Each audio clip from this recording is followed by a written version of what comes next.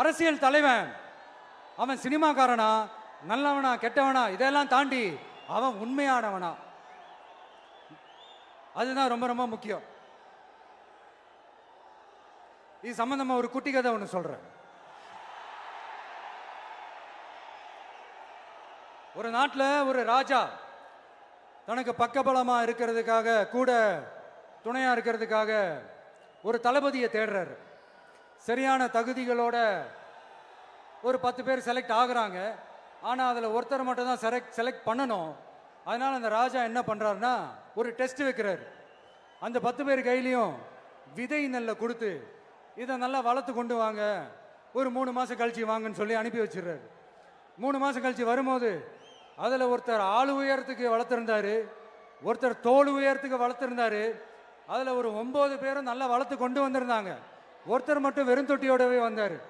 என்னன்னு கேட்டதுக்கு, நானும் தண்ணி ஊற்றி ஊற்றி பார்க்குறேன், உரம் வச்சு வச்சு பார்க்குறேன், வளரவே மாட்டேங்குது ராஜா, என்ன பண்ணுறதுன்னு தெரியலன்னு சொன்னதுக்கு ராஜா அவரை கட்டி அணைச்சிக்கிட்டு, இனிமே நீதான் என்னுடைய தளபதி, எல்லா அதிகாரமும் உனக்கு தான் சொன்னார். ஏன்னா அந்த 10 பேர் கையிலையும் ராஜா கொடுத்தது அவித்த விதை நெல், அது முளைக்கவே முளைக்காது.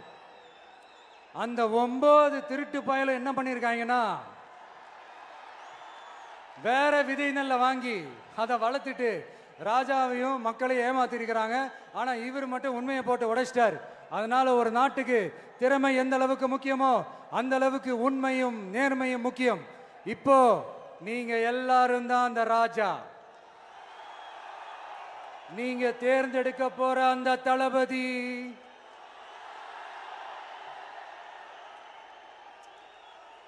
சும்மா சினிமாக்காரன் சினிமாக்காரன் சினிமாக்காரன். அம்பேத்கர் அவர்களை தோக்கடிச்சது சினிமாக்காரன் இல்ல, அரசியல்வாதி. காமராஜர் அவர்களை தோக்கடிச்சது இங்க விருதுநகர் பகுதியில் தோக்கடிச்சது சினிமாக்காரன் இல்ல, இன்னொரு அரசியல்வாதி. இன்னைக்கும் நம்ம கூட வாழ்ந்துட்டு இருக்கிற நல்ல கண்ணு ஐயாவை தோக்கடிச்சது சினிமாக்காரன் இல்ல, அரசியல்வாதி. இப்படிப்பட்ட நல்ல நல்ல தலைவர்களை எதிர்த்து நின்று தோக்கடிக்கணும்னு அந்த எண்ணத்தை உருவாக்குனது சினிமாக்காரன் இல்ல, அரசியல்வாதி.